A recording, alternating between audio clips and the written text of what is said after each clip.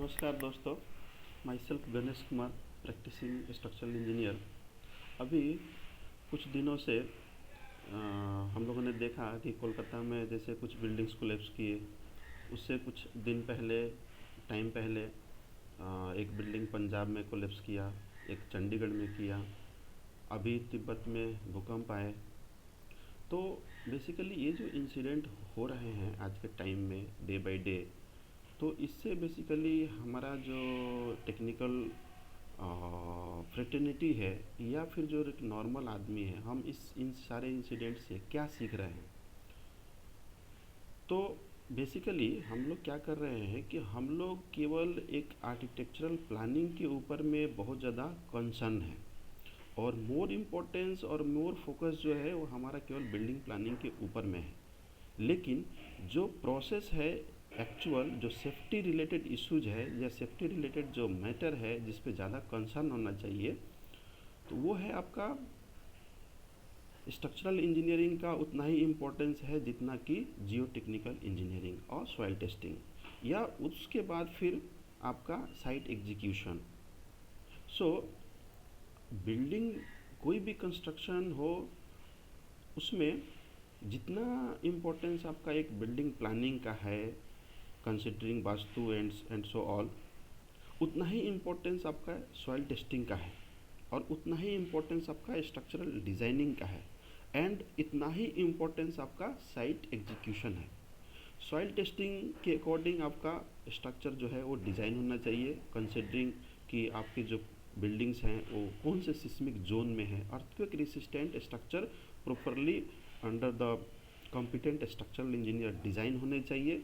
फिर जो है वो साइट में जिस तरह का डिज़ाइन है वैसा ही एग्जीक्यूट होना चाहिए, वो भी अंडर कॉम्पिटेंट साइट इंजीनियर बोल सकते हैं, और पोस्ट वेरिफिकेशन बा पोस्ट कन्फर्मेशन विथ और कंसल्टेशन विथ स्ट्रक्चरल डिज़ाइनर।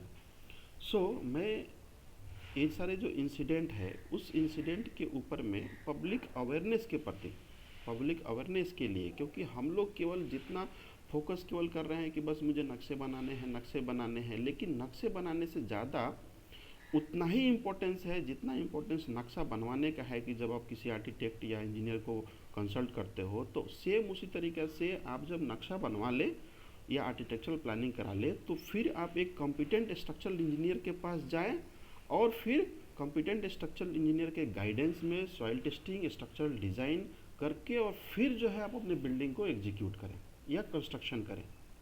यही एक बेस्ट प्रोसेस है, बेस्ट तरीका है, जिससे कि आप अपनी ज़िंदगी की कमाई को जो आप इन्वेस्ट करते हैं, एक प्रॉपर्टी खरीदते हैं, लैंड लेते हैं, फिर उसके ऊपर में आप बिल्डिंग कंस्ट्रक्ट करते हैं, और वो कंस्ट्रक्शन जिसमें लाखों करोड़ों इन्वेस्ट करने के बाद अगर आप सेफ़ नहीं हैं, सेफ फील नहीं कर पा रहे हैं, तो इतना पैसा इन्वेस्ट करने का, लगाने का फिर कोई मतलब नहीं है।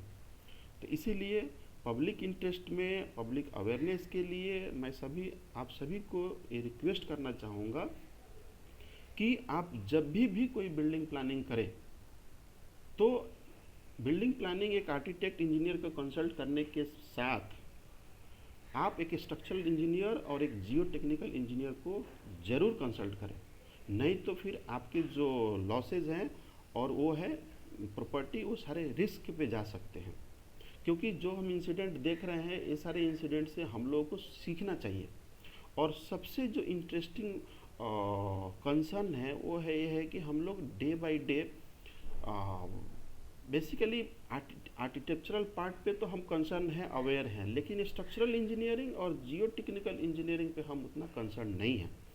तो मैं आप सभी को सजेस्ट करूंगा कि आप स्ट्रक्चरल इंजीनियरिंग, जियो टेक्निकल को भी उतना ही इंपॉर्टेंस दें जितना कि आप बिल्डिंग प्लानिंग के लिए एक आर्किटेक्ट या इंजीनियर को वैल्यू देते हैं। So before any construction you should must have consult any competent structural engineer, impaneled structural engineer and geotechnical engineer. Thank you.